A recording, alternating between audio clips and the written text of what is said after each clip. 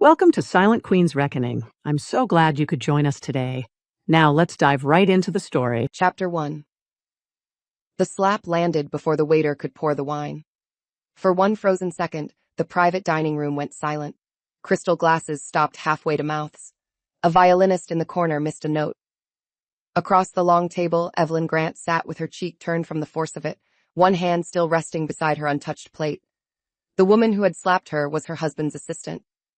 Clara Voss stood over Evelyn in a silver dress that cost more than most people's rent, her hand still raised, her lips curled with bright, reckless contempt.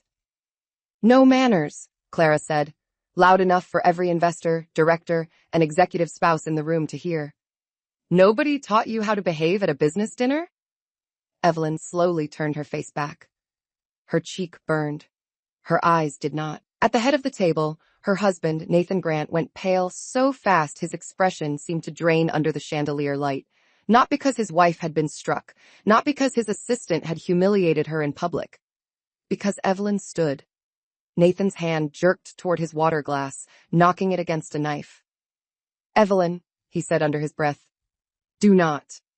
That was his first mistake. Evelyn looked at him. The room held its breath. "Do not what?" she asked. Nathan's mouth opened, but nothing came out. Clara laughed once, sharp and pretty. "See? This is exactly what I mean. You do not even know when to stay quiet." Evelyn stepped around her chair. She was not tall, not dramatic, not dressed to compete with Clara's glittering performance. She wore a simple black dress with pearl earrings and no visible logo, the kind of woman rich men often dismissed as tasteful and forgettable. Nathan had spent years benefiting from that mistake. Clara lifted her chin, expecting tears, apology, maybe a trembling retreat. Evelyn slapped her back. It was not wild. It was precise. The sound cracked through the room like a judge's gavel. Clara stumbled one step, clutching her cheek. Her eyes widened in disbelief, then fury. Nathan shot to his feet so quickly his chair hit the wall behind him. "Are you insane?" he hissed. Evelyn did not look at Clara. She looked only at Nathan. "That is an interesting question," she said. "Would you like to ask it again after I introduce myself properly?" The investors at the table shifted. Nathan's face changed. For 10 years, he had told people his wife was quiet, private, decorative in the way old money preferred. He had never told them that the woman he corrected in front of waiters controlled the private trust that had quietly kept his company alive through 2 failed expansions, 1 lawsuit, and the acquisition dinner they were attending that night. He had never told Clara either. And Clara, still holding her cheek, had just slapped the woman who owned the room. Chapter 2. The dinner had been Nathan's victory lap. That was how he described it to everyone except Evelyn. To her, he had called it a necessary business obligation and asked her to attend because spouses make investors comfortable. He said it while standing in front of the mirror, fastening cufflinks she had given him on their 5th anniversary. He did not thank her for coming. He rarely thanked her anymore for anything that made his life easier. Evelyn had watched him through the mirror. At 41, Nathan Grant still knew how to look impressive. Silver touched his dark hair at the temples. His suits were cut to suggest discipline. His smile could make a room feel chosen. That smile had once worked on Evelyn, too, back when ambition looked like hunger instead of entitlement. "Will Clara be there?" she had asked. The cufflink paused between his fingers. "She organized the dinner." "That was not my question." Nathan's expression sharpened, then smoothed. "Do not start tonight." There it was. The old trick. He turned a question into an accusation before it could become evidence. Evelyn had picked up her earrings from the dresser. "I asked whether your assistant will be at a dinner where you are asking my family office to approve a financing extension." "It is not your family office." "No?" He looked at her through the mirror. For one second, something like caution passed through his eyes. Then pride covered it.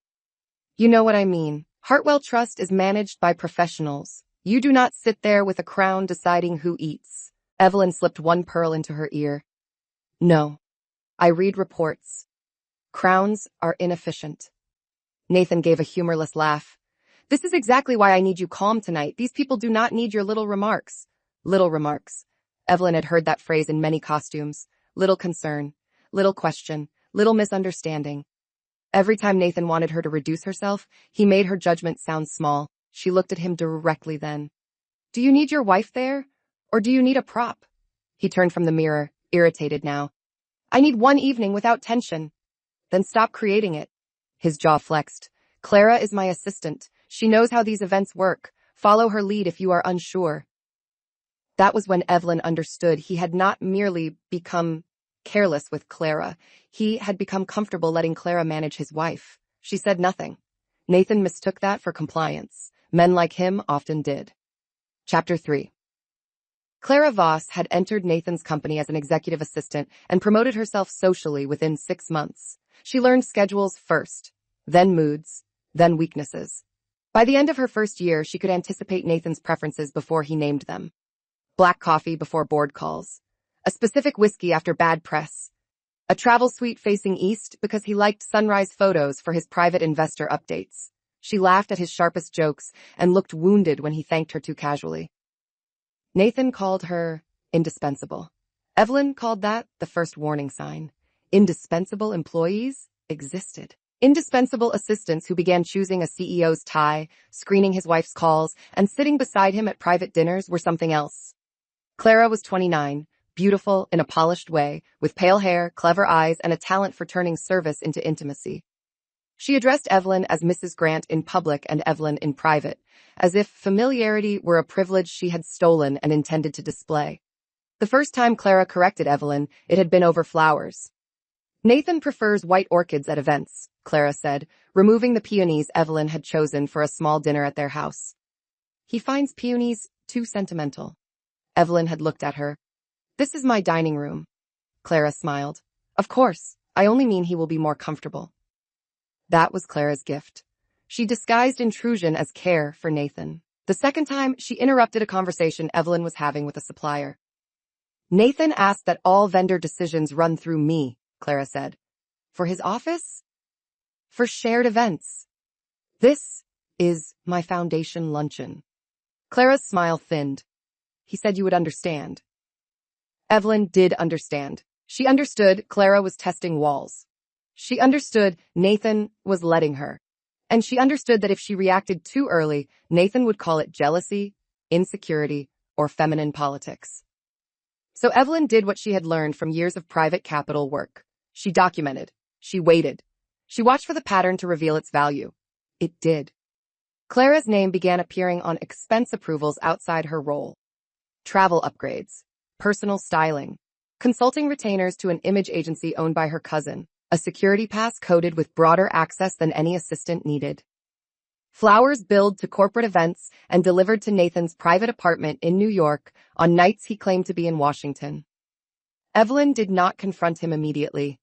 Confrontation without leverage gave liars rehearsal time. Instead, she asked Hartwell Trust to commission a quiet governance review of Grant Meridian Holdings, Nathan's company. Not because she wanted to destroy him. At first, she still hoped the truth would be smaller than the dread. It was not. By the night of the dinner, Evelyn already knew enough to end the marriage. What she had not expected was Clara's hand across her face. Chapter 4. The dinner was held at Aurelia, a restaurant so exclusive that people with private drivers still pretended they had discovered it by chance. The private dining room overlooked the city through a wall of glass. Below, traffic moved like red and white stitches through the winter dark. Inside, the table had been set with ivory linens, low candles, and floral arrangements Clara had chosen herself. White orchids. Evelyn noticed and almost smiled. Predictable people were useful. They left fingerprints in style as well as money. Nathan greeted guests at the door with his practiced warmth. He touched elbows, remembered children's names, and spoke with the relaxed urgency of a man near a deal. Grant Meridian was acquiring a struggling logistics software firm called Northline Systems. The acquisition needed bridge financing, and the bridge depended on confidence from Hartwell Trust's partner network. Most people in the room believed Nathan had brought Evelyn because her last name still opened old doors. Only 3 people knew Evelyn did not merely carry the name.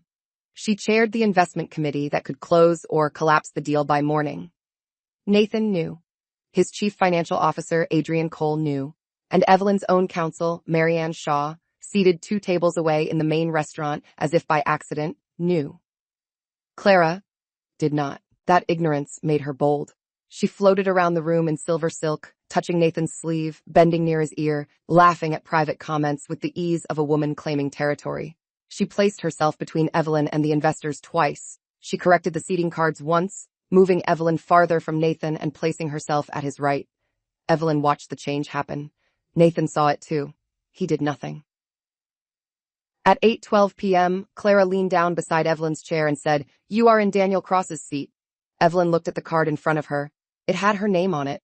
"No," she said. Clara's smile remained. Her eyes cooled. "Nathan needs Daniel near him for the financing conversation. You understand." "Then Nathan can ask." "Nathan asked me to handle the table." "And I am handling my chair." Clara's hand tightened around the back of the chair. "Do not embarrass him tonight." There it was, the sentence women like Clara borrowed from men like Nathan. "Do not embarrass him." As if the greatest public danger in the room were a wife refusing to move. Evelyn placed her napkin in her lap. "You may return to your seat." Clara stared at her for one long second. Then she walked away smiling. Evelyn knew the smile. It meant Clara had chosen escalation. Chapter 5. The first course was served under a pressure so polished it almost looked like elegance. Nathan gave a short speech about vision, timing, and discipline. Investors nodded. Directors lifted glasses. Clara sat at his right with a tablet near her plate, though no one else had brought work to the table. Evelyn sat 3 seats away, listening without visible expression. She had once loved Nathan's speeches. In the early days, his ambition had sounded like movement. He described companies as engines, markets as weather, people as bridges. He could make risk feel noble. Evelyn had believed in him because she saw not only what he wanted to build, but what he lacked: stability, patience, capital discipline. People who told him no before the market did. She became that person. Then he began resenting her for it. The soup arrived. Clara leaned toward Daniel Cross and said, "Nathan has been carrying this deal almost alone. Some people at home do not understand what leadership requires." The words were light enough to pass as conversation. They were aimed. Daniel glanced at Evelyn, uncomfortable. "I imagine leadership is demanding on any family." Clara laughed softly. "Some families support it better than others." Nathan looked down at his soup. Evelyn waited. That was the most painful part. Not Clara's insult, Nathan's silence. A stranger could be cruel, an assistant could be ambitious, but a husband who let another woman belittle his wife at his own table was making a choice. Evelyn set down her spoon. "Clara," she said, voice even, "when you refer to people at home, do you mean me?" The table went still. Clara blinked, then smiled. "I was speaking generally." "Then speak generally with better manners." A tiny sound escaped someone near the end of the table, almost a laugh. Clara heard it. Her face flushed beneath the makeup. Nathan's eyes snapped to Evelyn. Warning. She met them calmly. Clara lifted her wine glass, then set it down too hard.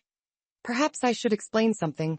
These dinners require discipline. They are not charity luncheons where everyone claps because your family name is on the invitation." Evelyn tilted her head. "You are explaining business discipline to me?" "Someone should," Nathan murmured. "Clara." But it was not a reprimand. It was caution. Not stop insulting my wife. More like not here. Clara heard the weakness and mistook it for permission. She stood. "No," she said, voice rising. "I am tired of watching people disrespect the work Nathan does. Some of us earn our place at this table." Then she walked around the table and slapped Evelyn. Chapter 6. After Evelyn slapped Clara back, the room divided into 3 kinds of people. Those who were shocked that a wife had been struck, those who were shocked that she had struck back, and those who suddenly wondered what Nathan knew that made him look terrified. Daniel Cross was the first to speak. "Nathan, what the hell is this?" Nathan did not answer him. He stepped toward Evelyn with both hands lifted in a placating gesture that made her stomach turn. He used to do that when calming angry investors. Open palms, soft voice, eyes trained on the problem. Tonight, the problem was not Clara's violence. The problem was Evelyn refusing to absorb it. "Evelyn," he said quietly, "we can handle this privately." She looked at Clara, whose cheek had begun reddening under her palm. "She made it public. She lost control. So did I, according to you. Nathan swallowed. That is what you protected. Clara's eyes flashed. Protected? You embarrassed him all night. Evelyn finally turned toward her fully. Clara, you slapped a guest at a formal investor dinner. You are his wife. I am also a guest. You are acting like a victim. Evelyn's gaze cooled. No, I am acting like a witness. That word shifted the air. Nathan heard it and went still. Witness meant record. Witness meant statement. Witness meant she was no longer trapped inside the private language of marriage where men renamed harm as tension. The restaurant manager entered with 2 security staff, summoned by the waiter who had retreated the moment Clara raised her hand. Marianne Shaw appeared behind them, no longer pretending to be a regular diner. She wore a charcoal suit, carried a slim folder, and looked at Clara with the calm of someone who preferred evidence to outrage. Mrs. Grant, Marianne said, do you wish to file an incident report? Clara stared. Who are you? Marianne did not look at her. Counsel. Nathan's voice sharpened. Marianne, not now. Evelyn almost smiled. Nathan had forgotten the most basic rule of power. You could not command people who no longer worked for your comfort. Yes, Evelyn said. I want a report. I also want the restaurant to preserve all security footage from this room, corridor, and entry area. Clara's face changed. Nathan's changed more. Evelyn, he whispered. Please. The word came too late. Chapter 7. The investors watched Nathan beg his wife not to preserve evidence. That did more damage than the slap. Violence could be called sudden, poor judgment, an emotional outburst, a private conflict spilling over. But the fear of footage made everyone in the room ask the same question at once. What else was on it? Evelyn knew the answer. She had seen Clara enter with Nathan through the private elevator, though Nathan had told her he would arrive directly from the office. She had seen Clara adjust his collar near the bar, her hand lingering too long. She had seen Nathan touch the small of Clara's back while speaking to Daniel Cross. Small things, each explainable alone. Together, they formed a language. But tonight's footage mattered for more than an affair. It placed Clara at a financing dinner as an unauthorized participant in discussions that affected companies under review by Hartwell Trust. It showed her attempting to alter seating for investors. It documented her public assault. It recorded Nathan minimizing it before witnesses. A scandal was emotional. A governance failure was expensive. Marianne spoke to the restaurant manager in a low voice. The manager nodded quickly. Nobody wanted to be the establishment that lost footage of a billionaire's wife being slapped by a CEO's assistant. Clara took a step toward Nathan. Tell them this is ridiculous. Nathan did not look at her. That was when Clara understood. Not fully, but enough. Her place at his side had depended on rooms where Evelyn stayed quiet. The moment Evelyn spoke in the language of legal consequence, Clara became a liability. Nathan, Clara said, softer now. He flinched. Evelyn watched the flinch and felt an old piece of love turn to ash. Not because he feared losing Clara, because he feared being seen choosing her. Daniel Cross stood. He was in his 60s, silver-haired, with the blunt manner of a man whose money was old enough not to flatter fools. I think we are done here, he said. Nathan turned. Daniel, wait, this has nothing to do with the Northline acquisition. Daniel looked at Clara, then at Evelyn, then back at Nathan. You let your assistant strike the chair of the investment committee whose support you need, and you think that has nothing to do with judgment? The room seemed to tilt. Clara's lips parted. Several heads turned toward Evelyn. Nathan closed his eyes. There it was. The secret was not announced with a trumpet. It entered through Daniel's irritation and sat down at the table like it had always belonged there. Evelyn Grant was not merely Nathan's wife. She was the chair. Chapter 8, Clara whispered. Chair of what? Nobody answered immediately. That silence was its own education. Evelyn picked up her napkin and placed it neatly beside her plate. Her cheek still burned. Her palm tingled from striking Clara back. Her heartbeat was steady now, not because she felt no anger, but because anger had found a direction. Daniel exhaled through his nose. Hartwell Private Investment Committee. Clara looked from Daniel to Nathan. That is not true. Nathan said nothing. Nathan, she demanded. Still nothing.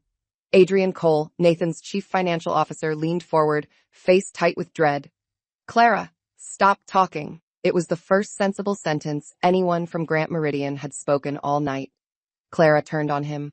You knew? Adrian looked miserable. Everyone who needed to know knew. Her laugh came out broken. Everyone except me? Evelyn looked at Nathan. That seems to be a habit. Nathan finally found his voice. Evelyn, we should not do this here. You are right, she said. We should not have had to. She looked toward Marianne. Marianne opened the slim folder and removed a single page. Mrs. Grant, Hartwell Trust received the preliminary governance review this afternoon. Given tonight's incident, we may recommend immediate suspension of bridge financing pending full board review. Nathan's face hardened. You cannot do that based on a personal dispute. Evelyn turned to him. This is not personal enough for you? His mouth tightened. This is not personal enough for you? His mouth tightened. Fine, she said. Let us be technical. Your executive assistant attended a restricted financing dinner without a formal disclosure of her relationship to you. She attempted to influence seating for capital partners. She assaulted the committee chair. You then discouraged evidence preservation in front of witnesses. That is before we discuss the expense irregularities. Clara's eyes widened. Expense irregularities? Nathan's voice dropped. Enough. No, Evelyn said. That word belongs to me now. The room watched them, fascinated and horrified. Nathan had expected a wife he could hush. He had found a creditor with a marriage license. Evelyn took the incident report from the manager and signed it. Her handwriting did not shake. Marianne, she said, notify Hartwell that I am recusing from any vote involving marital settlement matters, but I am requesting emergency review of Grant Meridian's financing based on independent governance concerns. Marianne nodded. Already drafted. For the first time that night, Evelyn looked almost amused. Nathan noticed. It frightened him more than anger. Chapter 9. Clara was escorted from the restaurant through the side corridor. She tried dignity first. Shoulders back, chin lifted, silver dress flashing under recessed lights. That lasted until she saw the restaurant's security camera above the elevator and realized the building had watched her performance from more angles than the room had. I want my bag, she snapped. Helena, the restaurant's security manager, kept walking. It will be brought to you. I am not a criminal. Nobody called you one. Then why are you treating me like this? Helena stopped near a service door and looked at her with professional boredom. Because you assaulted a guest in my dining room. Clara's face twisted. She hit me too. After you hit her. She provoked me. With soup? The waiter nearby looked down quickly, hiding a smile. Clara's humiliation sharpened into panic. The private elevator opened. 2 employees from Grant Meridian's security team waited inside, though neither looked eager to stand near her. She turned back toward the corridor. I need to speak to Nathan. Mr. Grant is occupied, Helena said. He will want me there. No one answered. That was how Clara learned a brutal law of proximity. Being close to power was not the same as having it. She had mistaken Nathan's desire for protection, his whispers for status, his access for loyalty. But the moment she became costly, the man who let her slap his wife did not follow her out. Inside the dining room, Nathan was still trying to save the deal. Daniel, he said, you know my operational record. Daniel had not sat back down. I know enough to request distance. From me? From instability. Nathan turned to the other investors. Are we seriously pretending this dinner reflects company value? Evelyn answered before they could. Company value includes leadership judgment. You do not run my company. No, I evaluate whether Hartwell Capital should support it. He laughed once, low and bitter. There she is. Evelyn looked at him. Yes. The simplicity of that answer took the insult away from him. Nathan's expression flickered. For years, he had spoken as if Evelyn's competence were something he tolerated in private but concealed in public. Now it stood in front of him under chandelier light, witnessed by everyone he wanted to impress. He hated it, and he needed it. That was the beginning of his collapse. Chapter 10. The first call from Grant Meridian's board came before dessert would have been served. Nathan stepped into the corridor with Adrian Cole, leaving Evelyn in the dining room with Marianne and the investors who had not yet fled. The hallway was lined with dark mirrors, each reflecting Nathan from a different angle. He looked at himself and disliked every version. Board chair. Incoming call. He answered. Nathan, said Helen Ward, the board chair. Her voice had the calm of someone already briefed.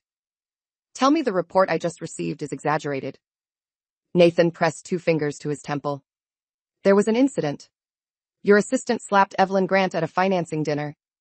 She reacted to provocation. Adrian closed his eyes. Helen's silence was worse than shouting. Do you hear yourself? Helen, I need you to focus. The Northline acquisition cannot pause because my wife and Clara had a disagreement. A disagreement? A personal conflict. Your assistant struck the chair of a financing committee in front of our investors. Nathan lowered his voice. Evelyn is my wife. That did not make her less chair. The words landed because they came from Helen, not Evelyn. Nathan had survived years by separating Evelyn's roles into boxes. Wife, donor, family name, private advisor. He opened whichever box was useful and locked the others when they threatened him. Tonight, all boxes had opened at once. Helen continued. The board will meet at 7 a.m. You will preserve all communications involving Clara Voss, Hartwell Trust, Northline Systems, and any expense approvals related to tonight's dinner. This is unnecessary. It is mandatory. You are overreacting to optics. No, Nathan, I am reacting to risk. The call ended. Nathan lowered the phone. Adrian spoke carefully. We need to get ahead of this. Nathan turned on him. Do not start with crisis language. This is a crisis. It is a dinner. It is a dinner where your assistant assaulted your wife and exposed a governance review in front of investors. Whose side are you on? Adrian looked tired. The company's. That used to be the same as yours. Nathan stared at him. Then, from behind them, Evelyn's voice said, That is the problem with making yourself the company. Eventually, people have to choose which one survives. Nathan turned. She stood at the corridor entrance, Marianne beside her, the restaurant manager behind them, with a copy of the incident report. Her cheek had reddened. She had not tried to cover it with makeup. The mark was visible. So was the fact that she was still standing. Chapter 11. Nathan tried to drive Evelyn home. That was his next mistake. He approached her outside the restaurant while black cars lined the curb and winter air sharpened the edges of everyone's breath. Investors slipped away in quiet clusters. Daniel Cross left after kissing Evelyn's cheek gently on the uninjured side and telling her, Do not let him reduce this. Nathan heard. His jaw tightened. My car is here, he said. Evelyn buttoned her coat. So is mine. We are still married. That is a legal fact, not a transportation plan. Marianne coughed softly, possibly to hide amusement. Nathan stepped closer. Evelyn, please, we need to talk without an audience. You had many years. Do not make this theatrical. She looked at him with something almost like pity.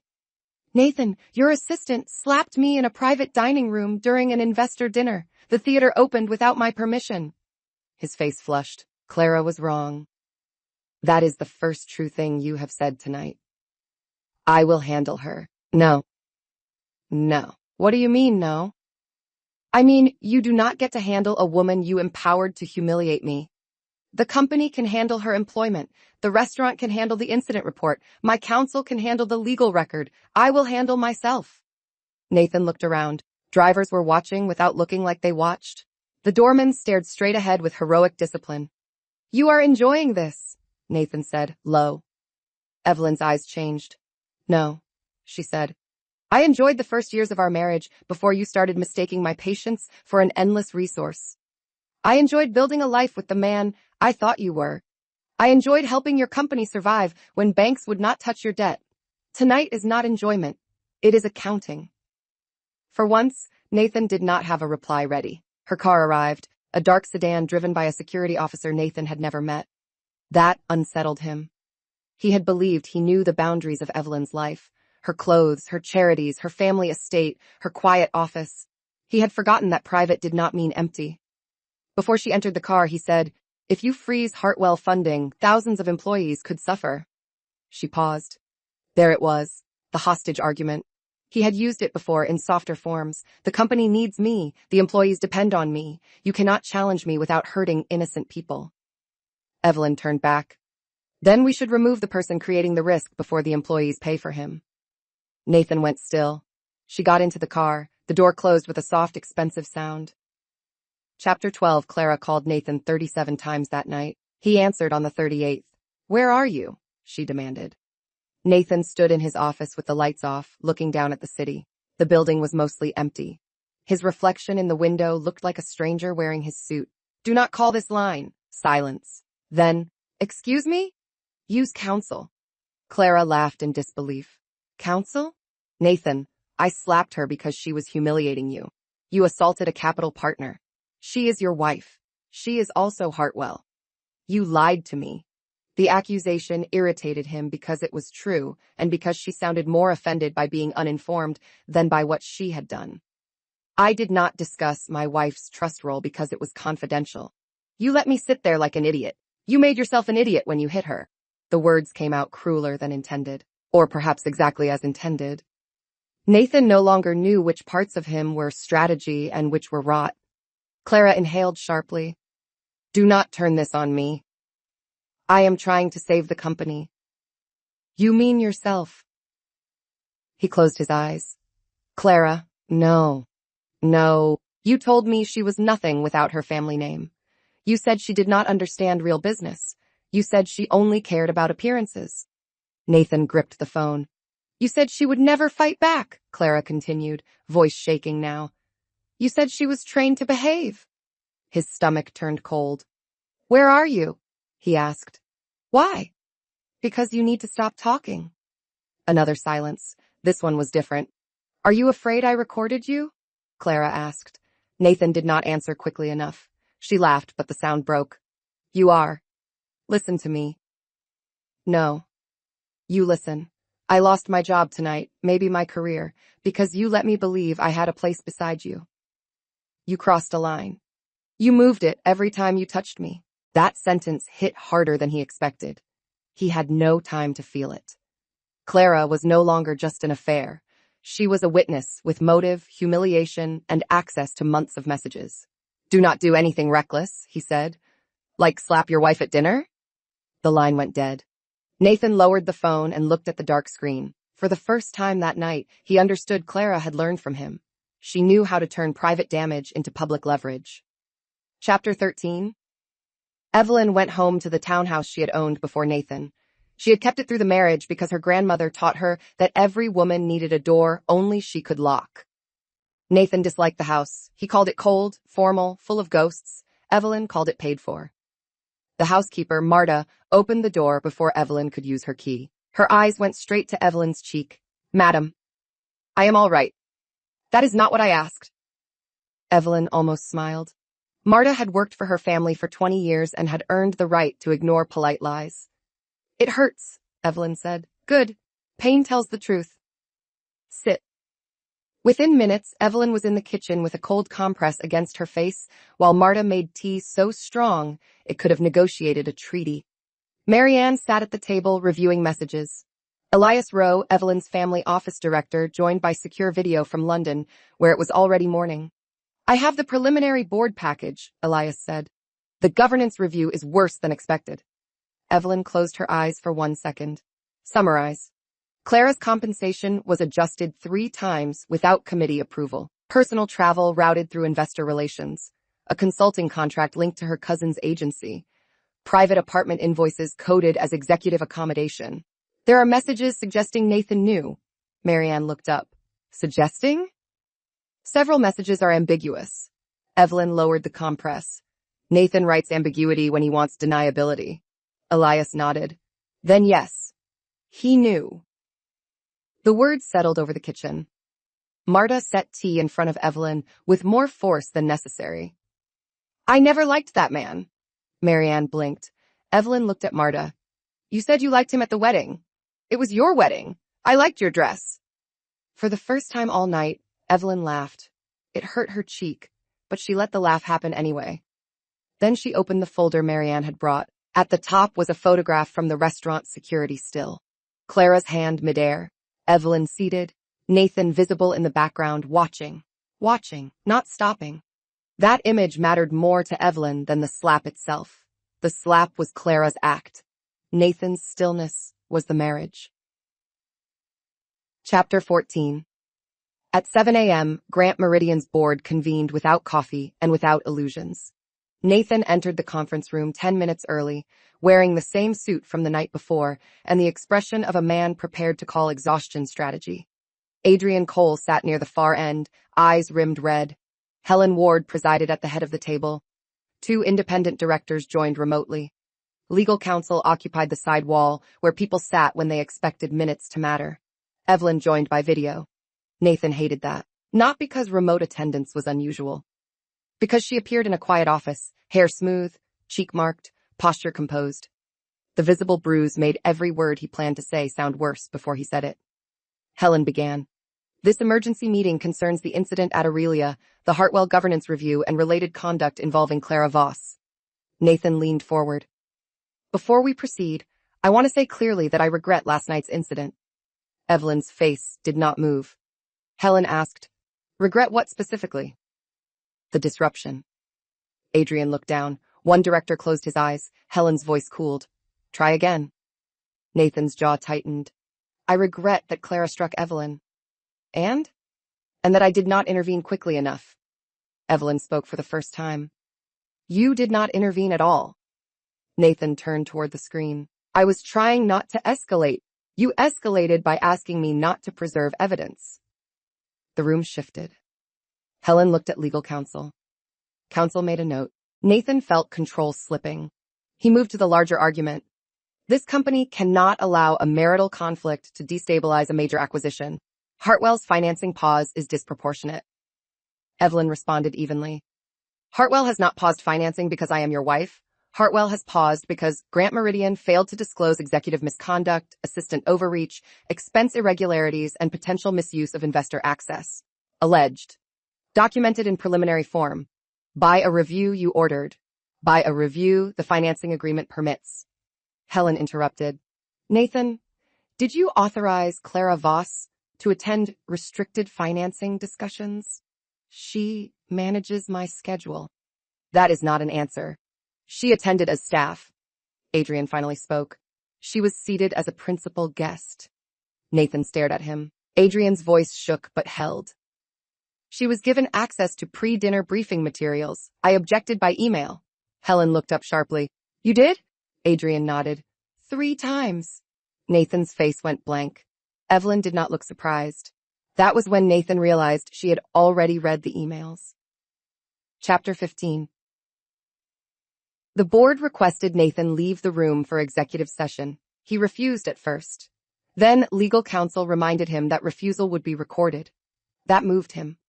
He walked into the outer corridor where the company's framed milestones lined the wall. Founding year. First major contract. International expansion. Acquisition of Meridian data. Photographs of ribbon cuttings, ringing bells, smiling men in suits. Nathan stood beneath a photograph of himself at 32, younger and hungry, shaking hands with a senator who now pretended not to know him. Clara had once told him that photo made him look like destiny. Evelyn had told him it made him look tired. He had preferred Clara's version. Inside the conference room, Evelyn presented the financing conditions. She did not ask for Nathan's humiliation. She asked for structure. Immediate suspension of Clara Voss pending investigation. Preservation of all communications. Independent review of executive expenses. Temporary limitation on Nathan's unilateral spending authority. Appointment of a special committee for the Northline acquisition.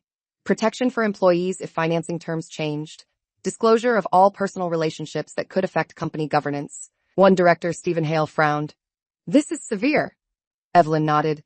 It is also less severe than withdrawal. Adrian said quietly, she is right. Stephen glanced at him. You support this? I support the company surviving the founder. The sentence landed with a dull thud. Helen studied him. You understand what you are saying? Adrian looked at the closed door behind which Nathan waited. Yes. Evelyn watched him carefully. Adrian had covered for Nathan in small ways for years, as many CFOs covered for difficult founders. Tonight, he seemed like a man who had reached the end of his own self-excuse. Helen called Nathan back in. He entered with a face arranged for patience. Helen read the temporary restrictions. With each condition, Nathan's expression hardened.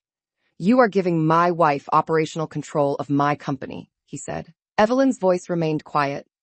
No. We are removing your ability to use the company as your private shield. Nathan laughed without humor. You waited for this. No, she said. I waited for you to stop. The room went still. That sentence did not sound like strategy. It sounded like the truth under the strategy. Chapter 16. Clara was suspended by noon.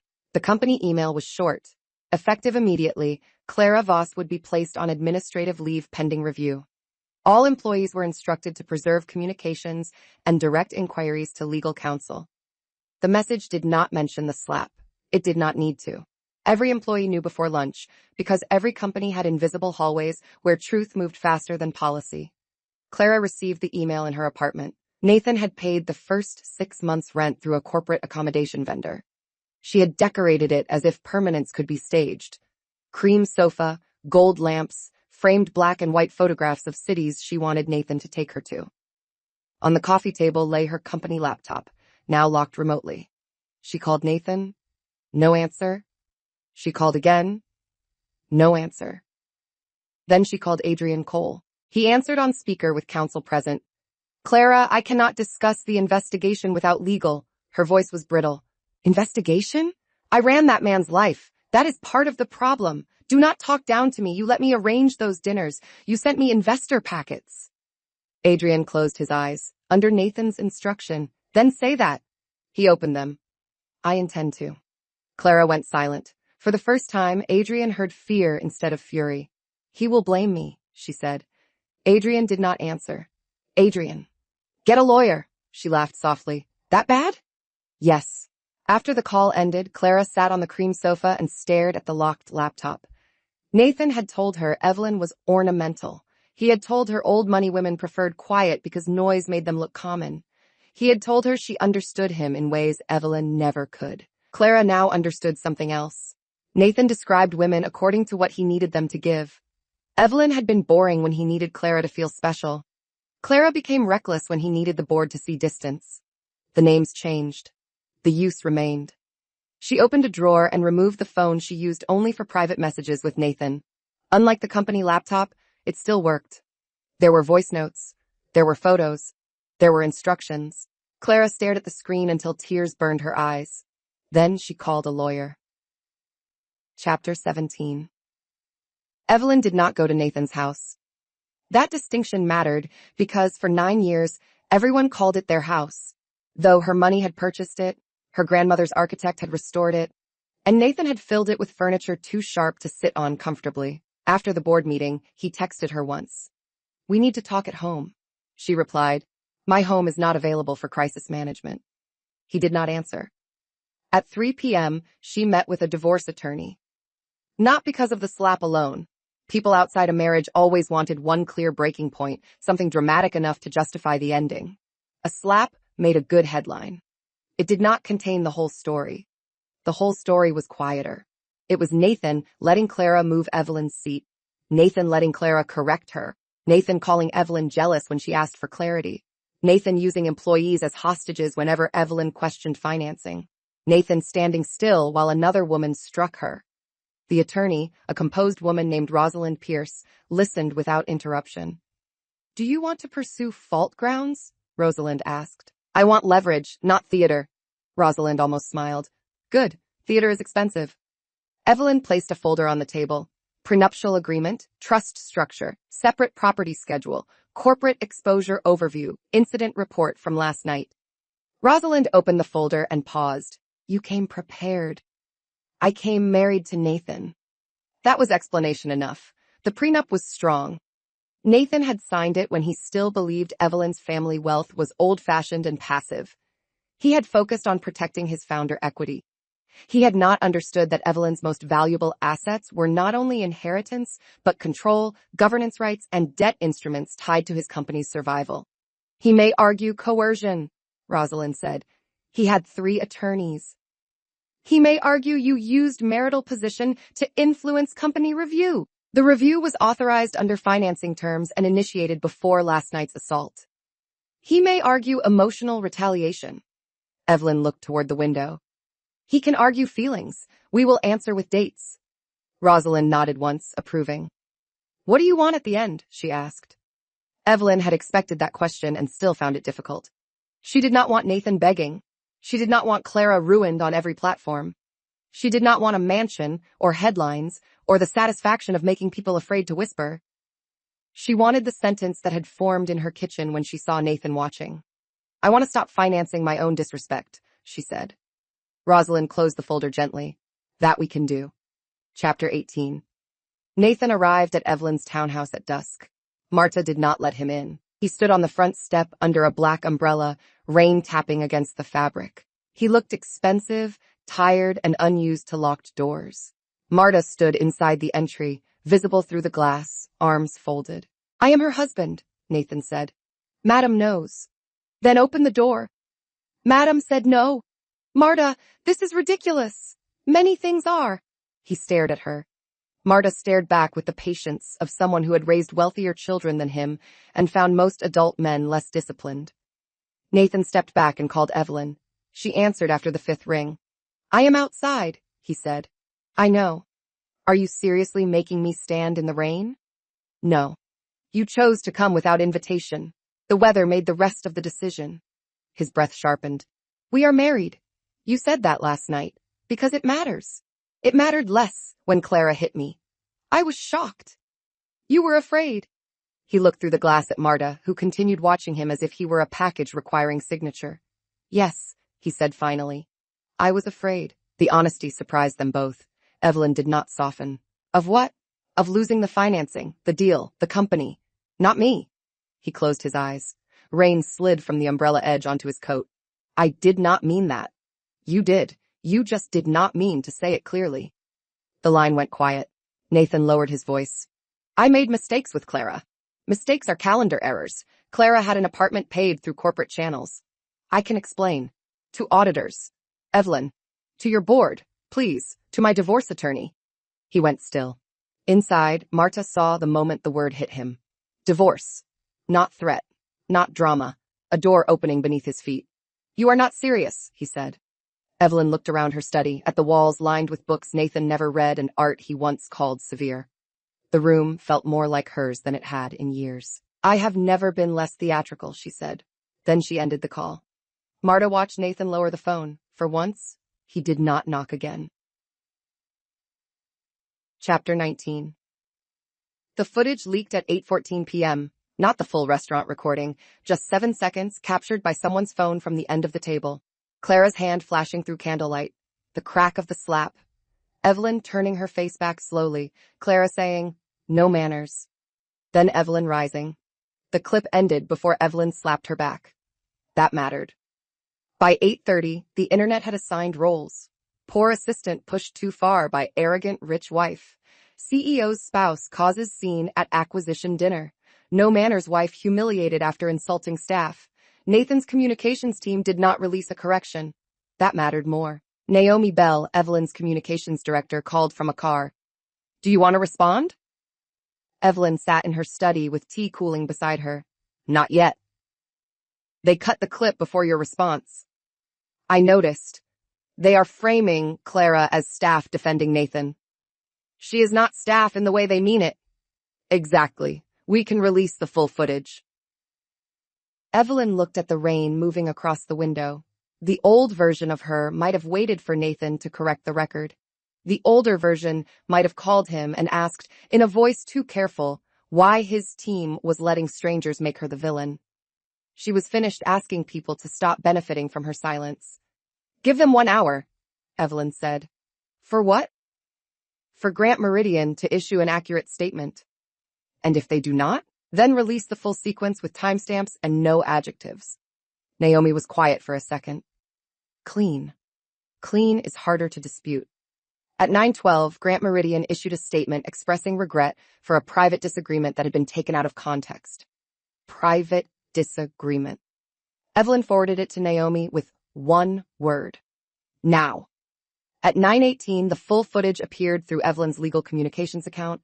It showed Clara provoking Evelyn, Nathan failing to intervene, Clara striking first, Evelyn returning the slap, Nathan panicking, and Evelyn requesting evidence preservation. No music, no captions, no emotional headline, just the room, the table, the sound, the truth.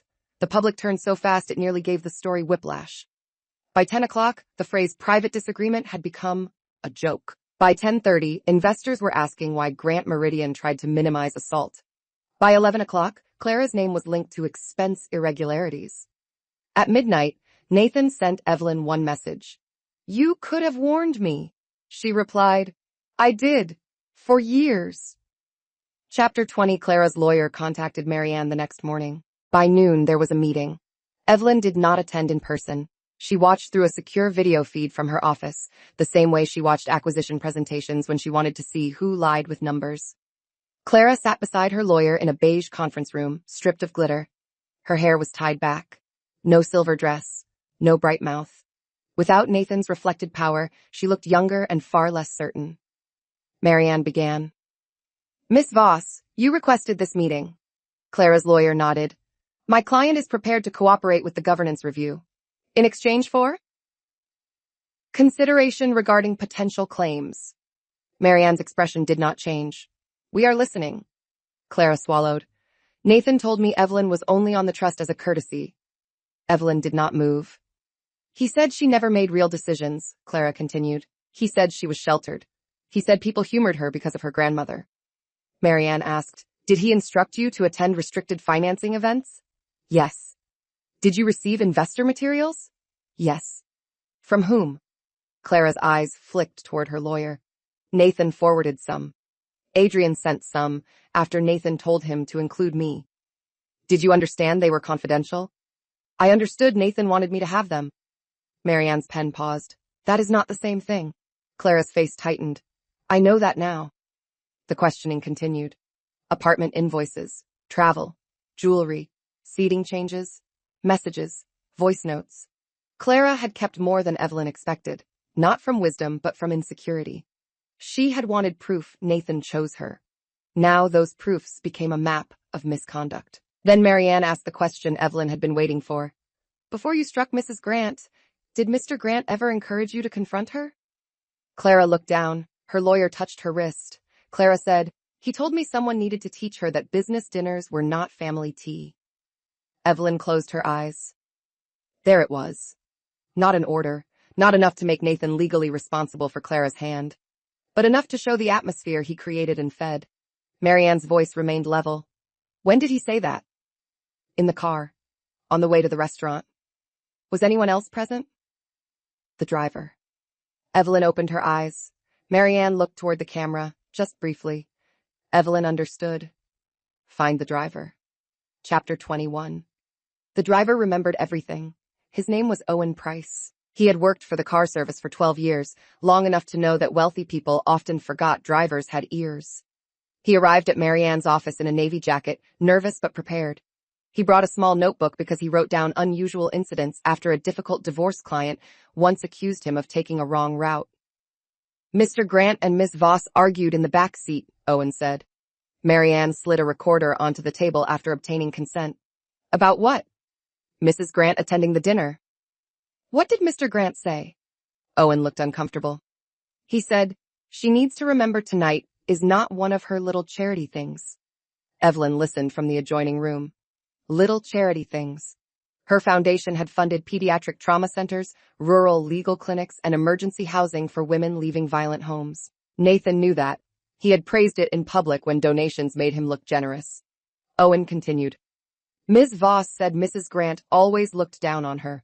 Mr. Grant said Mrs. Grant looked down on everyone because nobody had ever corrected her properly." Marianne asked, "Those exact words?" "Yes, ma'am. Corrected her properly."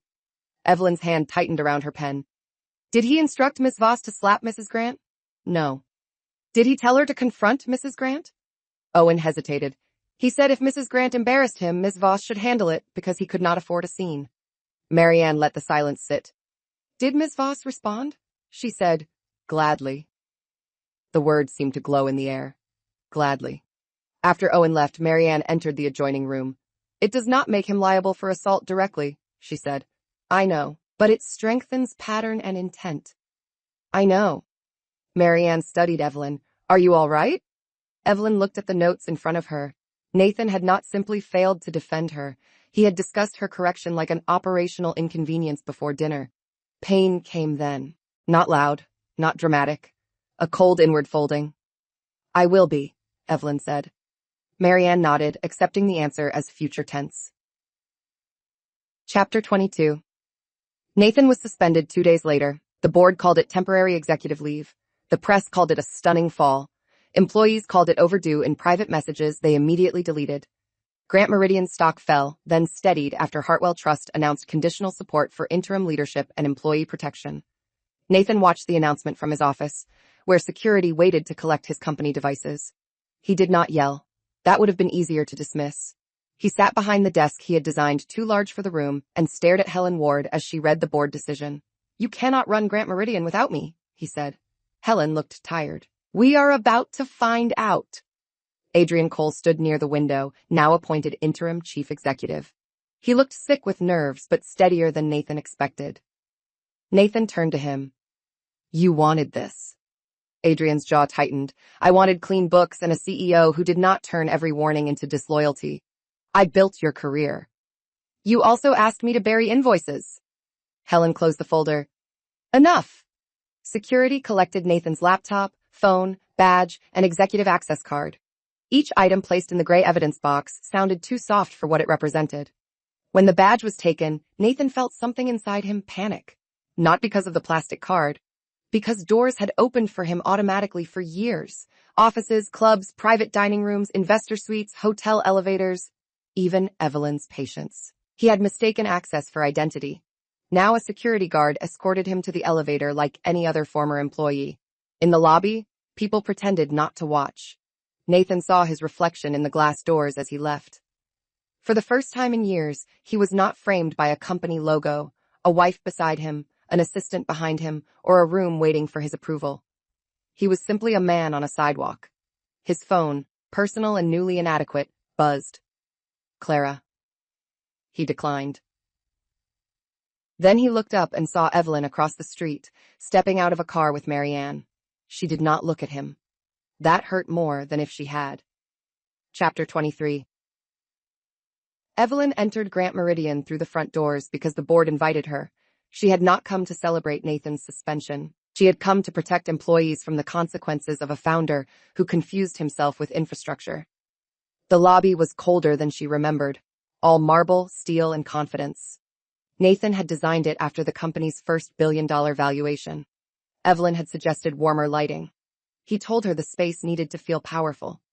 Now it felt anxious.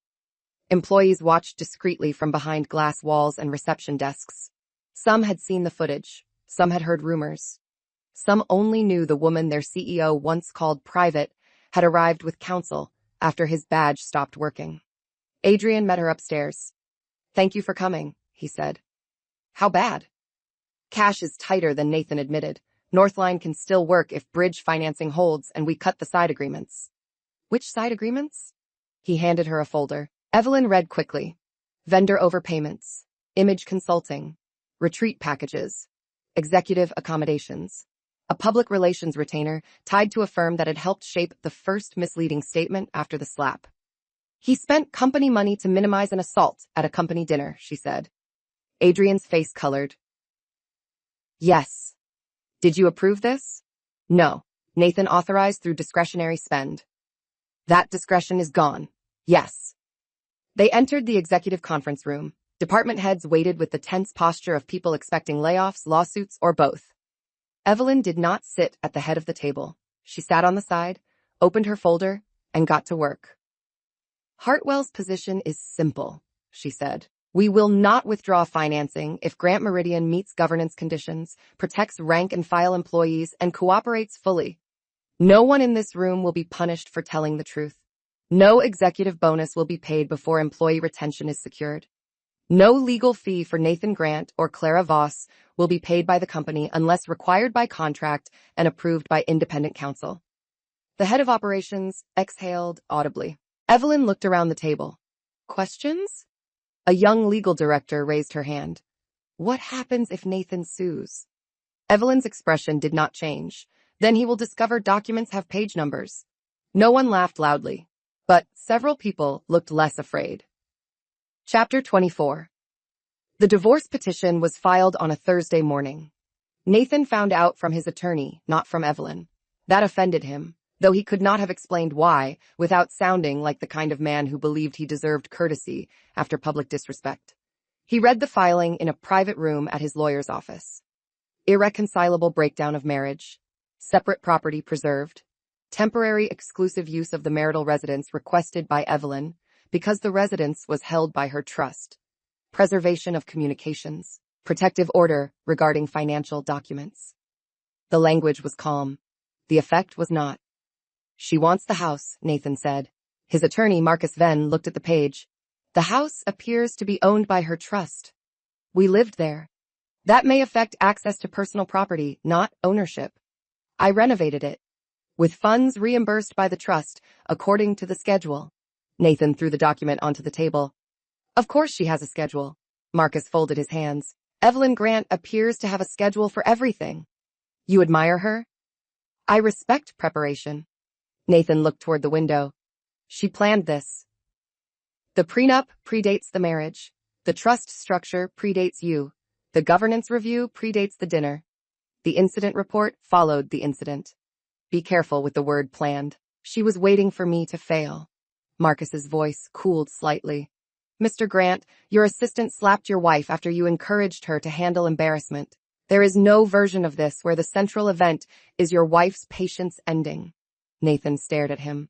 For a moment he wanted to fire Marcus. Then he remembered fired lawyers still billed. What can I keep? Marcus did not ask whether he meant assets, reputation, or pride. Some equity if you cooperate, personal property, a negotiated public statement, possibly a structured exit from litigation if you avoid retaliation. And Clara? Clara is cooperating. Nathan's face hardened. Of course she is. You should assume everything you said to her may become evidence. Nathan looked at the petition again. For years, Evelyn had been a quiet margin note in the story he told about himself. Now she was the author of the document ending it. Chapter 25. Clara's deposition lasted 6 hours. She cried twice, contradicted herself once, and eventually told enough truth to become useful. Evelyn did not attend, but she read the transcript that evening in her townhouse library while rain stitched the windows. Question? Did Mr. Grant characterize Mrs. Grant as uninvolved in Hartwell Trust decisions? Answer, yes. Question? What words did he use? Answer, he called her a ceremonial signature. Evelyn paused. Ceremonial signature. She looked at her own hand resting on the page. That hand had signed debt extensions that saved Nathan's payroll.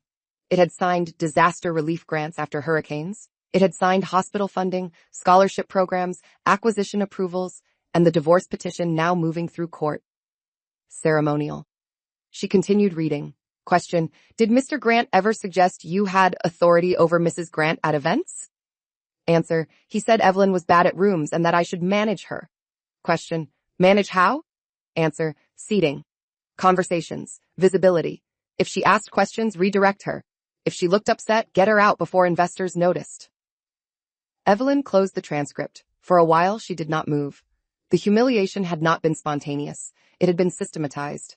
Nathan had not simply drifted into disrespect. He had delegated it. Marta entered with tea and found Evelyn staring at the closed file. Bad? Marta asked. Clear. Sometimes that is worse. Evelyn nodded. Marta set down the tray. When your grandmother was alive, she used to say a man who needs a woman managed is usually afraid she will speak the exact right sentence. Evelyn smiled faintly. Grandmother said many useful things. She married badly once. Evelyn looked up. Marta's face remained calm. I thought she was married only to my grandfather. That was the good one. The statement opened a small door in Evelyn's grief. Her grandmother, who had seemed born certain, had once chosen wrong too. Not publicly, perhaps. Not in the way Evelyn had. But enough to leave wisdom behind like tools. Evelyn touched the transcript. Maybe inheritance was not just money. Maybe it was also a warning passed down by women who survived rooms no one recorded. Chapter 26. Nathan tried apology when strategy failed. The letter arrived through counsel, which made it less dangerous and more insulting. It was 2 pages, typed, signed by hand. Evelyn read it once in Rosalind's office. Evelyn, I have had time to reflect on the pain caused by recent events. I regret my role in allowing boundaries to blur and in failing to protect you from an unacceptable moment. Our marriage deserves more than public conflict. I hope we can find a path toward healing privately. She stopped there. Unacceptable moment, she said. Rosalind looked over her glasses. I noticed. Boundaries blurred. That too. Healing privately. Classic. Evelyn set the letter down. He is apologizing to the optics. Do you want to respond? Yes. Rosalind picked up a pen. Evelyn dictated. Nathan, I acknowledge receipt of your letter. I do not accept language that reduces a sustained pattern of disrespect, concealment, and delegated humiliation to a blurred boundary or an unacceptable moment. Future communication should remain through counsel. Rosalind glanced up. That is all? That is all. Elegant. Restrained. Sharper than elegant. Evelyn almost smiled. The response was sent that afternoon. Nathan read it in his apartment, then threw it across the room. It landed near a box of things removed from his former office, framed awards, a leadership book he had never opened, a photograph of him and Evelyn at a charity gala. In the photograph, he was smiling toward the camera. Evelyn was looking at him. He picked it up despite himself. He remembered that night.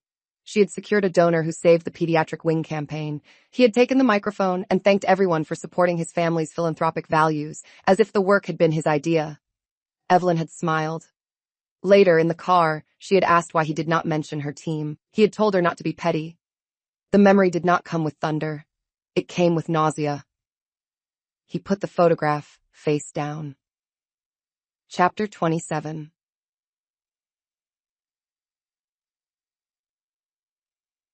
The restaurant became a character in the scandal. Aurelia's owner, Marco Bellini, was furious that his dining room had become shorthand for executive misconduct. He sent Evelyn a handwritten apology and an offer to host any future event for free. Evelyn declined the free event, but accepted a private meeting. They met on a Monday afternoon before service. The dining room looked different in daylight. No candles, no investors, no silver dress, just polished tables waiting for evening. Marco was a compact man with expressive hands and a face trained by decades of hospitality to show warmth even under stress. Mrs. Grant, I am deeply sorry, he said. Your staff handled the incident properly. Still, it happened here. It happened because Clara Voss hit me, and Nathan Grant let the atmosphere become possible. Marco nodded, relieved by precision. We have reviewed security procedures for private rooms. Good. Evelyn looked at the chair where she had sat. The room held no mystical power, but memory did. She felt again the shock of impact, the silence, the weight of all those eyes waiting to see whether she would make her own injury convenient for them. She walked to the chair and touched its back. Would you host a dinner here next month? She asked. Marco blinked. Of course. For whom? Women founders funded by Hartwell. Legal clinic partners. Some employees from Grant Meridian who cooperated with the review. No speeches about resilience. Just dinner. Marco's eyes softened. Same room? Same room. May I ask why? Evelyn turned from the table. Because I do not want the worst thing that happened here to own the room. Marco bowed his head slightly. Then we will make it beautiful. The dinner took place 4 weeks later. There were flowers, but not orchids. Evelyn chose deep red roses, green branches, and small candles. Women filled the table with conversation that did not shrink itself. A founder talked about surviving investor harassment. A legal director from Grant Meridian described the cost of staying silent too long. Marta attended as Evelyn's guest and told a venture capitalist that his tie was too loud for soup. Evelyn laughed until her cheek hurt in memory only. That night, the room changed ownership. Not legally. Emotionally. Sometimes that mattered too. Chapter 28, Grant Meridian, survived. That offended Nathan more than its collapse would have. Under Adrian Cole's interim leadership, the company completed a smaller, cleaner version of the Northline acquisition. Hartwell released bridge financing in tranches tied to oversight milestones. Employees kept their jobs. Wasteful executive spending was cut. Clara's consulting links were terminated. The board appointed an independent ethics officer who had the personality of a locked cabinet and the memory of a courtroom transcript. Within 6 months, the stock stabilized. Within 8, analysts began describing the company as newly disciplined. Newly disciplined. Nathan read those words like betrayal. In his mind, Grant Meridian without him should have stumbled visibly. It should have confirmed that his flaws were the price of brilliance. Instead, the company became less theatrical and more functional. Meetings started on time. Department heads spoke more freely. Adrian gave credit to teams. Investors liked boring answers more than Nathan had ever believed possible. Evelyn watched from a distance. She did not become CEO. She did not want Nathan's chair. That disappointed gossip pages, which preferred stories where women took thrones from fallen men and sat in them wearing sharper lipstick. Evelyn's victory was less decorative and more useful. She changed terms. At a quarterly review, Adrian presented the first clean compliance report. No undisclosed executive personal expenses, he said. Evelyn nodded. Good. Employee retention is above target. Better. Northline integration is delayed by 2 weeks, but within revised cost range. Acceptable. Adrian lowered the page. I want to say something off agenda. Evelyn waited. I should have spoken sooner. About Clara's access. About Nathan's spending. About how he spoke about you. The room grew quiet. Evelyn looked at him for a long moment. Yes, you should have.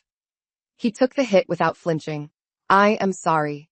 Do not apologize only to me. Build a company where the next person who notices something wrong does not have to choose between silence and career risk. Adrian nodded. We are trying. Try in writing. He almost smiled. Policy draft by Friday. Evelyn approved the report. That was how repair began. Not with speeches, with mechanisms. Chapter 29. Clara settled quietly. She agreed to cooperate with the board review, return disputed gifts, repay a portion of unauthorized benefits, and refrain from public statements. In exchange, Grant Meridian did not pursue broader civil claims. The restaurant matter was resolved through a diversion program, a formal apology, and community service. Some people online called it too soft. Evelyn disagreed. Clara lost the borrowed apartment, the borrowed status, the borrowed proximity to Nathan's power. She lost the glamorous narrative in which she had been the only woman who truly understood a brilliant man. She also lost the illusion that humiliating another woman was proof of winning. That was consequence. Not every consequence needed spectacle. 3 months after the settlement, Clara requested a private meeting. Marianne advised against it. Evelyn accepted under strict conditions. Public office, council nearby, 30 minutes. Clara arrived in a navy dress, simple and severe. Her hair was darker now, cut to her shoulders. Without the silver glamour, she looked less like a villain and more like a woman who had mistaken a man's attention for an elevator. Thank you for seeing me, Clara said. You have 27 minutes. Clara nodded, accepting the tone. I wanted to apologize in person. Then do. She swallowed. I am sorry I slapped you. I am sorry I spoke to you that way. I told myself you were arrogant because Nathan said you were. It made it easier to hate you than admit I was helping him betray you. Evelyn listened. I wanted your place, Clara said, voice thinner now. Not your marriage, exactly. Your certainty. Your name. The way rooms made space for you, even when you were quiet. I thought if I made you look small, I would become what he needed. And did you? Clara's eyes reddened. No. I became useful. The word landed between them. Evelyn thought of all the women taught to compete for a man's approval without asking whether the approval was worth having. Nathan used you, Evelyn said. That does not erase what you chose. I know. Good. Clara looked down at her hands. Do you forgive me? Evelyn considered giving the answer people liked in stories, something clean, generous, morally symmetrical. Instead, she told the truth. No. But I am no longer carrying you. Clara nodded, tears slipping despite her effort. When the meeting ended, Evelyn did not shake her hand. She simply walked out lighter than she had entered. Chapter 30. Nathan's deposition was a study in failed performance. He arrived with Marcus Venn, wearing a navy suit and the expression of a man determined to be reasonable on camera. At first, he answered carefully. Yes, Clara Voss was his assistant. Yes, she attended the dinner. Yes, he regretted the incident. No, he did not instruct her to strike Evelyn. Then Rosalind began reading messages. Nathan to Clara, Evelyn needs to remember this is my room tonight. Nathan to Clara, if she starts with one of her little committee questions, redirect Daniel. Nathan to Clara, handle her. I cannot afford one of her quiet ambushes. Nathan shifted in his chair. That was not meant literally. Rosalind looked up. How was it meant? I meant manage the flow. You used the phrase handle her. In a business context. Your wife was not your employee. His jaw tightened. I know that. Did you? Marcus objected. Rosalind rephrased. At the time you sent this message, did you believe Clara Voss had authority to direct Mrs. Grant's seating, conversations, and participation at the dinner? I believed Clara had authority to manage the event. Including your wife? including guests. Your wife? Nathan exhaled. Yes. The word cost him. Evelyn watched from another room. She felt no triumph, just a cold confirmation that the marriage had been even smaller in his mind than she feared. He had not thought of her as a partner. He had thought of her as part of event logistics. Rosalind continued. Why did you not tell Miss Voss that Mrs. Grant chaired the Hartwell Committee? It was confidential. You shared confidential investor materials with Miss Voss. That was different. How? He opened his mouth. No answer came. That silence did more than any clever question. At the end of the deposition, Nathan looked older, not ruined, not redeemed, just stripped of the lighting that had flattered him. On camera, under oath, charisma had nowhere to sit. Chapter 31. The divorce finalized 11 months after the dinner. There was no dramatic courtroom showdown. Most of the work happened in conference rooms, through settlement drafts, asset schedules, privilege logs, and clauses negotiated until every comma had a job. The final hearing took 18 minutes. Evelyn wore gray, Nathan wore black. The judge reviewed the agreement, confirmed both parties understood, and signed the decree. Separate property remained separate. The house stayed with Evelyn's trust. Nathan retained a reduced equity position subject to board restrictions and clawback obligations. Both parties agreed to non-disparagement, though the public record already contained enough truth to make insults unnecessary. When they stepped into the hallway, Nathan asked for a moment. Rosalind looked at Evelyn. Evelyn nodded. They stood near a window overlooking the courthouse steps. People moved below them with folders, coffee cups, children, umbrellas, ordinary emergencies. Nathan looked at Evelyn's face. The bruise was long gone, but he still seemed to see it. I am sorry, he said. Evelyn waited.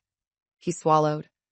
Not for the disruption, not for optics, for letting her hit you, for making her think she could, for making you live in a marriage where corrections sounded normal. The apology was late. It was also the first one that named the wound properly. Thank you for saying that, Evelyn replied. Hope flickered in his expression. Habit, perhaps. A man used to doors opening after the correct phrase. She did not open one. It changes nothing, she said gently. His eyes lowered. I know. Do you? He gave a small, pained laugh. I am trying to. They stood in silence. Finally, Nathan said, Was I always like this? Evelyn looked out the window. No, that seemed to hurt him more than yes. Then when? When you started treating gratitude as weakness and access as ownership. He nodded slowly, absorbing what he could. Evelyn left first. Outside, the air was cold and clear. She did not feel victorious. Victory was too loud a word for the end of a marriage. She felt unburdened, which was quieter and far more useful. Chapter 32. After the divorce, Evelyn changed the dining room in her house. Not because the room held memories of Nathan. He had never liked eating there. He preferred restaurants where people saw him. But Evelyn had begun to understand that homes recorded what their owners tolerated. Her dining room had become too formal, too arranged for other people's comfort. She replaced the long mahogany table with a round one. Marta approved. Better, no head of table for foolish men. That was not the design brief. It should have been. Evelyn invited friends for dinner the following Friday. Not investors, not board members, friends. Caroline, who ran a legal aid nonprofit. Theo, her cousin, who brought terrible wine as a joke and good wine in a second bag. Naomi, who arrived with flowers that were not orchids. Marianne came late, carrying dessert and 3 legal jokes nobody understood. They ate too much pasta. They argued about movies. Marta joined them for coffee after pretending she was only checking the kitchen. Evelyn watched the room fill with overlapping voices and realized how long she had mistaken peace for quiet. Quiet could be control. Peace had room for noise. Near midnight, Caroline raised her glass. To Evelyn's new table, Theo added, and to not getting slapped by underqualified assistants. Theodore, Caroline said. What? Too soon? Evelyn laughed. No, accurate. The laughter did not erase the past. It did something better. It placed the past among people who loved her, where it became a story she could tell without shrinking. After everyone left, Evelyn stood in the doorway and looked at the round table. Plates stacked, candle wax cooling, a wine stain on the linen. Evidence of life, not performance. Marta came beside her. Good room now, Evelyn nodded. Yes, she said. Good room. Chapter 33. Hartwell Trust changed its financing rules the next quarter. The new policy required expanded disclosure of personal relationships involving executive assistants, consultants, intimate partners, and event staff with access to confidential investor materials. It also created a direct reporting channel for employees pressured to manage spouses, partners, or family members at business events. Some old partners thought it excessive. Evelyn expected that. In the policy meeting, Stephen Hale, an outside advisor with a talent for sounding reasonable while resisting change, said, "Are we not at risk of overcorrecting from one unpleasant incident?" Evelyn looked at him over the top of the document. A woman was assaulted at a financing dinner after months of undisclosed access and expense irregularities. Which part are you calling unpleasant? Stephen cleared his throat. I only mean policy should not be emotional. Good. This one has definitions. Naomi, seated behind her, looked down quickly. The policy passed. Afterward, a junior analyst named Priya waited outside Evelyn's office. She was 26, brilliant, and usually so composed that her nervousness felt significant. Miss Grant, may I tell you something off record? You may tell me something confidential. Off record is for journalists. Priya nodded, cheeks coloring. At my last firm, a partner made assistants rate wives after events. Who helped, who hindered, who needed managing. I thought it was normal until I read the new policy. Evelyn felt something cold move through her. Do you have documentation? Some. Old emails. Send them to Marianne. We will not use your name without consent. Priya's shoulders loosened. Thank you. After she left, Evelyn sat alone for a moment. There it was again. Pain becoming infrastructure. Not because suffering was noble, but because unexamined suffering became tradition. Someone had to interrupt the tradition and write a rule. Evelyn picked up her pen and added a note to the policy implementation memo. Do not design systems for the best-behaved powerful person. Design them for the worst one who can get access. It was not elegant. It was useful. Chapter 34. Nathan tried to return to business media 6 months after the divorce. The podcast was called Rebuilding Leadership. He sat in a studio with warm lighting and spoke about humility, difficult seasons, and learning from public mistakes. He did not mention Evelyn by name. He referred to a painful family and corporate episode. He said leaders sometimes blur lines under pressure. He said he had taken accountability. Naomi sent Evelyn the clip with a single question. Respond? Evelyn watched 30 seconds. Blur lines. There it was again. The fog machine of weak accountability. She replied, no. Monitor. The internet responded without her. Viewers pulled deposition excerpts from public filings. They quoted his messages. They posted the full restaurant footage. They asked why men who created harm described it as weather. The podcast removed the episode within 24 hours. Nathan did not try again. That evening, he called Marcus Venn. Was it that bad? Marcus sighed. Yes. I said I took accountability. You said it around the facts, not through them. Nathan sat in his small new office, where the furniture was rented and the view faced another building's brick wall. He had begun consulting for a regional logistics firm that cared more about delivery times than his former fame. The work was boring. It was also honest in a way that irritated and steadied him. What would through them sound like? He asked. Marcus was quiet long enough to make the question feel real. It would sound like, I treated my wife as an asset, empowered another woman to diminish her, minimized violence when it threatened my company, and lost authority because I was no longer trustworthy with it. Nathan closed his eyes. That is not exactly podcast friendly. Truth rarely optimizes for branding. For once, Nathan did not argue. He never recorded the corrected version publicly. But he wrote it down. That was not redemption. It was a start too private to impress anyone. Chapter 35. Clara found work at a nonprofit events office in another city. Evelyn learned this only because Marianne included it in a final compliance update. Clara's role was junior, logistics-based, and far from investor dinners. She had completed her community service. She had made all repayments required under settlement. No further violations. Do you want continued monitoring? Marianne asked. Evelyn looked at the report. No. You are sure? If she breaches the agreement, we will know. If she rebuilds quietly, that is not my business. Marianne closed the folder. You are less interested in punishment than people expect. People expect badly. That afternoon, Evelyn walked through a Hartwell Founders reception. The room buzzed with ambition. Young CEOs pitched software tools, medical devices, supply chain systems, education platforms. Evelyn listened, asked sharp questions, and noticed who answered directly and who performed certainty like a costume. A woman founder named Leela stopped her near the window. "May I ask you something?" "Yes." "How do you know when someone is helping your company versus slowly taking control of you?" Evelyn gave her full attention. Leela's fingers tightened around her glass. "My operations advisor keeps telling investors I am brilliant but emotional. He says it affectionately. They laugh. I hate it, but he has relationships I need." Evelyn felt the old dining room around her for 1 second. Silver dress, white orchids, no manners. Affection can still be a leash, she said. Lila swallowed. "Put his role in writing. Limit external communication authority. Bring another person into investor meetings. If he resists clarity, he was not helping. He was positioning." Lila nodded slowly. "Thank you." "And Lila?" "Yes? Do not wait until he slaps you with someone else's hand." The founder's face changed. She understood. That was the point. Chapter 36. Aurelia's second dinner became an annual event, not a gala. Evelyn disliked calling every meaningful gathering a gala.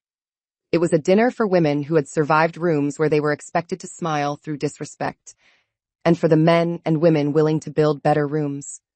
There were founders, attorneys, assistants, analysts, operators, nurses, teachers, and once a retired judge who told a table of venture capitalists that their due diligence questions lacked imagination. The first year, people whispered about the slap. The second year, they talked about policies.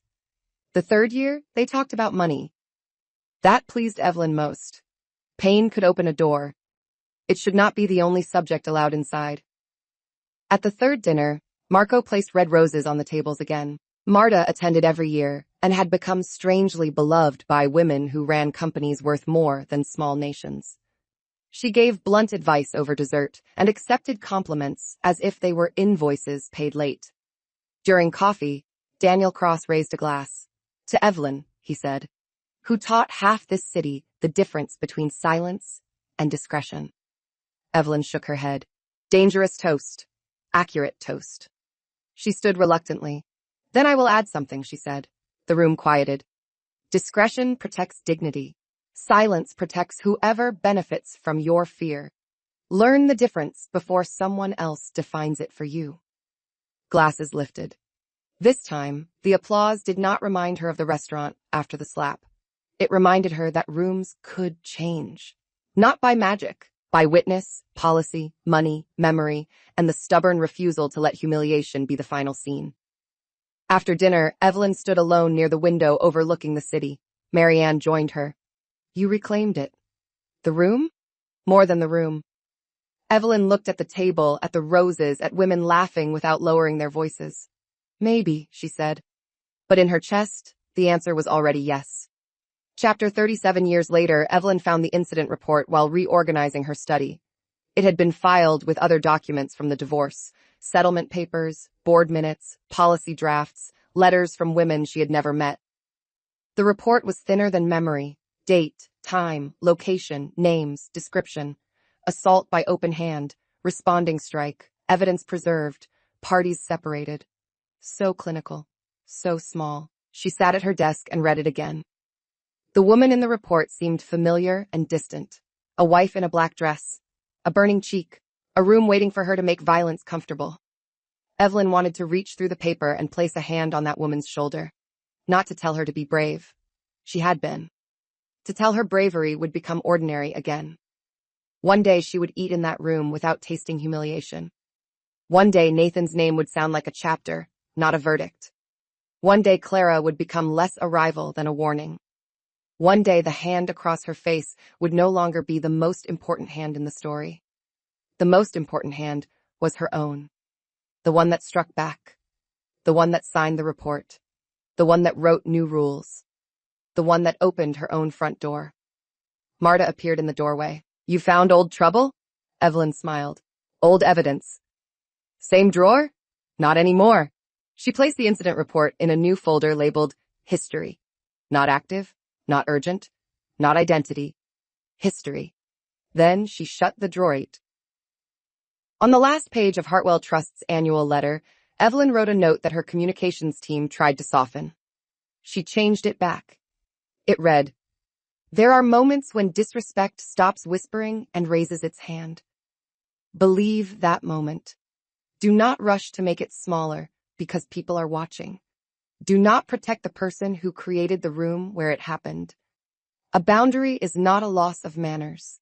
A boundary is the place where your life begins answering to you again." She signed it, Evelyn Grant. The note traveled farther than the acquisition, farther than the restaurant clip, farther than Nathan's failed podcast. Women sent it to daughters. Assistants sent it to each other. Founders printed it and taped it inside notebooks before investor meetings. Someone quoted it at a wedding toast, which Evelyn found alarming and secretly touching. At home, she hosted Sunday dinner at the round table. Marta made too much food. Theo brought acceptable wine after 3 years of threats. Marianne argued with Naomi about whether legal dramas had ruined public understanding of evidence. Caroline fell asleep briefly in an armchair and denied it with great dignity. Evelyn watched them and felt the deep, quiet luxury of a life no longer organized around Nathan's comfort. The doorbell rang. Marta went to answer and returned with a small envelope. No return address. Inside was a card from Adrian Cole. Policy draft became permanent today. Reporting channel used 4 times this quarter. 2 issues resolved early. Thought you would want to know. Evelyn read it twice. Then she placed the card on the mantel. That was the ending she preferred. Not Nathan ruined in the street. Not Clara weeping forever. Not endless applause for a slap returned. Systems changed. People spoke sooner. Rooms became safer. And Evelyn, who had once been told she had no manners because she would not move seats, sat at the head of no table at all. She sat among people who loved her. That was better. Chapter 39. 4 years after the slap, Evelyn returned to Aurelia for a dinner that had nothing to do with Nathan, Clara, or the company that once nearly swallowed her name. It was Marta's birthday. Marta had resisted the idea for 3 weeks. She said expensive restaurants put too much foam on honest food and charged people for plates with empty corners. Evelyn ignored her with deep affection and booked the private room anyway, not for spectacle, but because Marta had stood at Evelyn's door when Nathan stood in the rain and had refused him with the moral clarity of a cathedral bell. That deserved more than cake in the kitchen. The room looked softer now. Marco had changed the lighting after Evelyn once said the old chandelier made everyone look like they were about to confess fraud. There were roses on the table again, this time deep pink because Marta said red roses were too theatrical unless someone had died or apologized properly. Marta sat beside Evelyn, wearing a navy dress and a suspicious expression. "You are checking the bill," Evelyn said. "Of course I am. Wealth is not an excuse to be robbed by garnish." Theo nearly choked on his water. Halfway through dinner, the new restaurant manager approached with champagne. She was young, nervous, and clearly aware of the room's history. "Ms. Grant," she said. "Mr. Bellini asked me to bring this with his compliments." Evelyn thanked her. Marta inspected the label and approved with a small nod, which the manager seemed to understand was a rare honor. When the young woman left, Marta leaned toward Evelyn. "She knows. Probably. Does that bother you?" Evelyn looked around the room. The same walls. Different flowers, different people, different version of herself. "No," she said. "A room can remember without owning you." Marta considered that, then raised her glass. "Good. Then I will remember the dessert menu." Everyone laughed. Later, after coffee, Evelyn stepped into the corridor alone. She stood near the place where Clara had been escorted out, where Nathan had tried to shrink everything into a private matter, where Evelyn had first understood that public humiliation could become public evidence if she refused to hide it. Her phone buzzed with a message from Adrian Cole.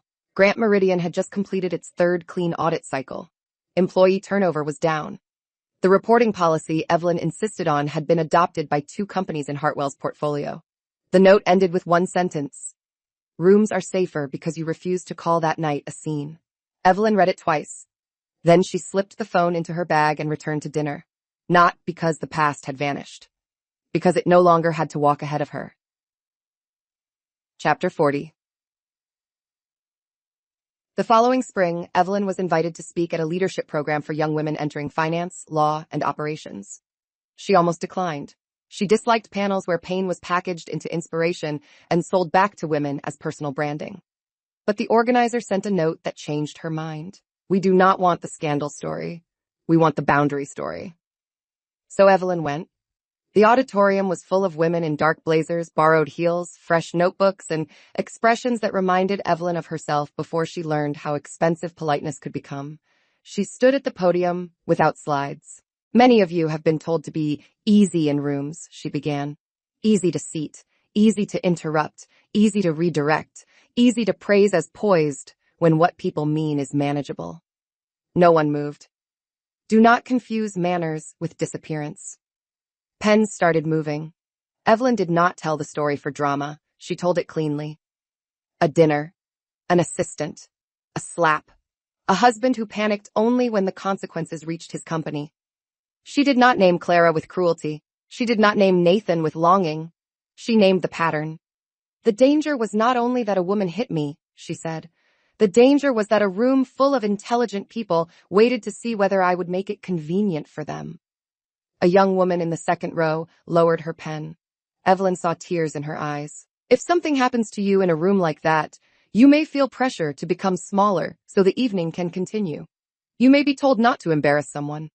Ask yourself who is being protected by your silence. Then protect yourself first.